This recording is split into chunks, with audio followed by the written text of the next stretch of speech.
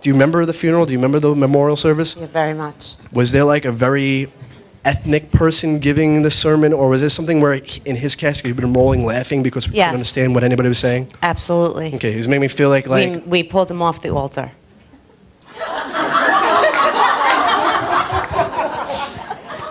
Well, I guess he's not alone in his feelings and opinions, and you guys did what he was thinking. We couldn't understand the priest, and we did not want him there.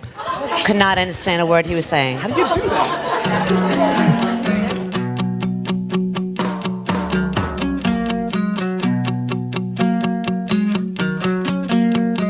He's a psychic medium. He's also a musician of his own, in his own right. And he's Christopher Allan. Welcome to the show. Thanks for having me. That's good. Impressive. Jimmy. Were you impressed with Jimmy the Bull? I'm taken back. Never took a lesson. Now you play keyboard, right? Yeah, I'm a singer and I play piano. Yeah. And what kind of music do you sing? I sing anything. You know, my band and what I write as a songwriter is basically like pop rock. You know, a little bit of an inspirational twist to it, but I like everything. Now it's interesting because So you like my song then? I love this song. Thank you. well, I told him that you never took a lesson. A lot of people don't know that. I just play by ear. Yeah. But you make up your own music, though. Absolutely. Yeah. All right, now you have a rare, unique talent that not many people in the population have. So does he. Yeah. He's a definitely unique individual. There's no doubt about that. Maybe you could bring him back. I doubt it. I think it's too late. Well, it could be, it could be nice. At some point in your life, you realized you had the unique ability to read energy and to speak to people who are no longer here, dead people, if you might say. Right. When did this all come about? When did you first recognize that there was something different about you? I guess like probably around like the age of 8 or 9. Yeah, I was it was like the story I always share with people is when I was like 8 or 9. It was like the day after Christmas, and my grandmother had just gotten a phone call, from somebody from out of state. I remember in my head I heard a voice of a man, probably like the voices that you hear, but it was just different. It was a voice of a man. Way different, those voices. At the time, you don't know, but yeah, it was a voice of a man that said, my name's Sal, and let your grandmother know that I'm okay. And while she was talking on the phone with whoever she was on the phone with, right. She immediately became emotional and started crying. And I just climbed up on the couch and I was like, is it about Sal? And she was like, how'd you know? And I'm like, he just told me he's okay. And it was like, that was the age that I was when I guess my first experience with the other side, and I really didn't. So the guy had just passed away. He just passed away Christmas, and he talked to you. And I guess so. Now how do you? When different people visualize differently. You just heard a voice. Did you see his face? No, I don't see energy. When I was younger, sometimes I would, but like that experience and other experiences that I have are mostly it's all thought and it's all subconscious and it's all feeling based. So I don't actually see them the way I see you. Now, do you actually? Different psychics have said different things. Do you hear them actually speaking the exact words that you tell us? They're saying? No, it's more of like a language. It's a language of symbols. So through different filters, I'll see symbols. I'll hear what they're trying to convey to me audibly, and then I have to interpret all these symbols. Give us an example. Give us an example. Well, if somebody passed away, like in the like in a tragic event, I'll see like September 11th because to me that symbolizes a tragic event. If somebody wants to acknowledge, there is adoption in the family, they'll show me because I happen to be adopted. So everything is, related to you personally. Related to me or my life experience or what I've experienced, and everything is kind of based off of that, and I have to just interpret it. Now, how would you know, like for instance, like someone that was around me was talking to you as opposed to someone that's around Jimmy? I'll get a pull. I'll get a pull and I'll get a feeling of familiarity because I guess they were familiar with you. Mm-hmm. And that's kind of how it works for me. When you say pull, it's not a physical pull, it's like a gravitational pull with me. Did you have to train yourself? At some point, did you go seek like another psychic, say, look, I don't know what I'm experiencing, but it's something unique. Can you help me here? I think when I kind of established myself, all the help came. But I think on my own, it was, thank God I had a beautiful family that just kind of supported me, mm-hmm. And gave me the freedom to kind of discover this. And they, had my back, but they really couldn't help me develop it. It's something that I did naturally, and just like music, you grow up as a kid being fascinated by music. You pick up a guitar, and you're naturally gifted, and you can play it. That was kind of how I look at my work. I was naturally given this ability, but it wasn't until you started playing and showcasing what you can do is when everybody was like, "Oh, that's awesome! Let me show you how to play this song." That's how I look at my work. So did you get better the more you did it? Yeah, absolutely. Once you kind of throw yourself under the bus, you just kind of you're in that headspace. You evolve.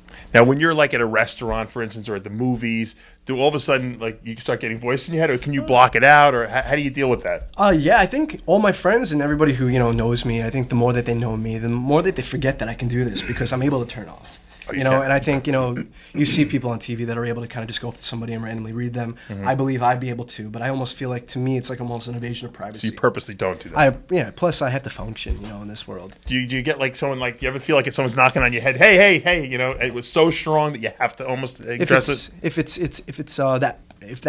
it's so imperative that I stop everything and go to that person, it will overwhelm me to the point where I have to. But for the most part, I'm able to kind of turn it on and off. Now, what I always found interesting, and I always wanted to ask someone who had the ability like you do, because you're a psychic medium, which means not only can you read people's energy, you can actually speak to people who are no longer here. There's a distinguishment from that, right? Yeah, so correct. Psychics are able to kind of sense energy around people and read them about their present, their past, maybe give them a heads up about their future, and put everything in perspective. A medium is not only able to tune into the energies of somebody living, but kind of acknowledge energies Could you that stop are that, please? Passed on. So, wasn't bothering me. Yeah. But every medium is a psychic.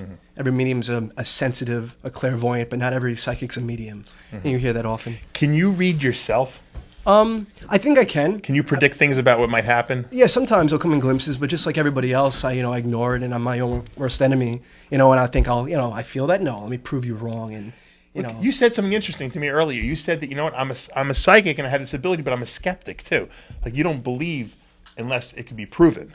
I think that's just kind of how I'm wired. I have to see it to believe it, Right. and I think that's maybe why I have this gift. So I'm able to kind of evolve. As an individual myself. Yeah, I'm not pessimistic. I see so much of this out now that sometimes it rubs me the wrong way. And so there's only a handful of people like me that actually respect and Can you tell when someone's being a phony? Like, if you see someone on TV, can you tell, I know this person doesn't have that ability?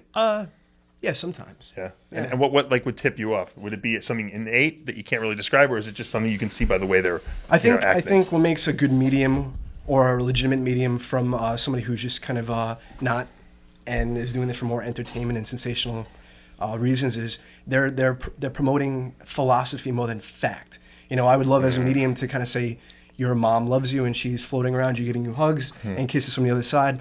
But I think anybody can say that. But to actually say this is her birthday, this is how she passes her name, and this is in the form that she passed away, and this is something specific that nobody else knows. Right. That's fact, and I'd rather say that. And I think you can kind of pick out the fakes from the real ones by You don't embellish, is what you're saying. Exactly, by their ability to give correct information and not ask questions and actually I have one deliver. question, Dave. Yes.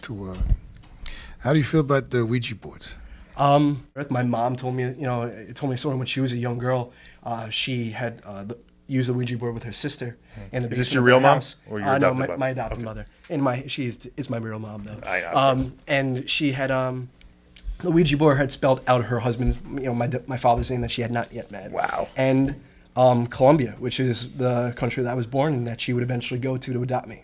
So, I always feel like don't knock on a door that you're not ready to have open and see what happens to you. But I say, be careful what you touch. Because we had the Ouija board here one night at the show, That's the worst idea ever. and we asked that a bad idea? I just feel like, even though I deal with spirits that are in the light or that are at peace, the Ouija board, you don't know. You can Are be there accessing it's open portal. energy, different levels of Well, negative we energy. we asked the Ouija board how much money, because Dave didn't believe it. So we asked the board how much money he had in his pocket. What would it say? $182. It's pretty close, yeah. No, it was right on, Yeah, because it he was. took his wallet out and it was $182 in his pocket. So That was pretty scary. Somebody obviously was in your pants on the other side. I have. They're keeping an eye on his money. You want to ask a question, Joe? Yeah, Go sure. ahead. For real, I'm serious about this. This is like the psychic and the psycho. Yes. It's good, but it's a We can serious. start a Remember sitcom, my saying, right? why We can so sitcom. serious? Right now, I'm serious. Do you think? Do you get? Can you put that toothpick away, please? It's really I'm bothering sorry. me. Yeah, Okay, let me no get rid of problem. it. Bothering me too, you know. Isn't it bugging? Bothering everybody. I thought toothpicks. I'm sorry. No, go ahead. Ask a question. We're just All right. Okay. You threw me. No. Do you think that in a former life, and I'm serious, that do you get vibes that I was a court jester in a former life? You're a court jester in this life. Sure looks like I one mean, right like in now. the Middle Ages, like to prevent my head from being chopped off and to get out of work instead You of. get any They had no energy from this social guy? programs back then. I'm serious. Like, Hold on. Quiet down for a second. Do you pick up anything from him? I'm scared for my life, and whoever drove him from the train station, I will his offer. girlfriend. You'll offer to take it back. His girlfriend. That's what I pick up on you. Is he dangerous? But, no. Okay, he's harmless. I feel safe next to you. Let's put it that All way. right.